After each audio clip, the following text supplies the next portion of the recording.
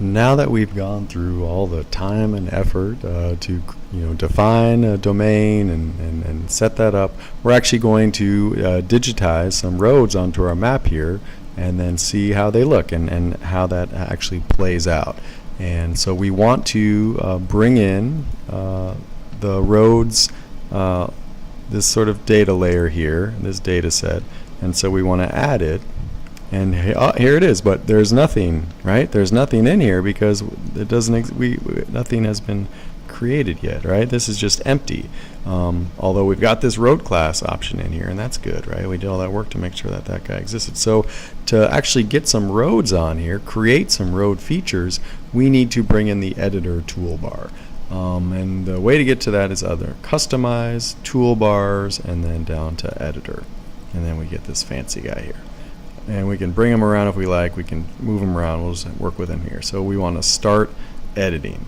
And the thing we want to edit is roads. And we want to construct some roads with this construction tool. So, and it's a line feature, right? So that's what we want. Okay, so now we've got this guy is turned into an X, right? It's an arrow, it's an X. When it's an X, it means that you can start digitizing. And so the roads that we're going to make are not real roads, right? They're just sort of, to show how this thing works. Then you double click at the end. So we got one road there. That is a terrible looking road. We're going to have another road here. Your roads might be much nicer. And then I'm going to make another road here. This is sort of an east-west pathway. All right. So we've got our roads that have come in. And if we right click on this guy and we go to properties, actually I don't want to do properties. You right click on here and you go to attribute table. Voila.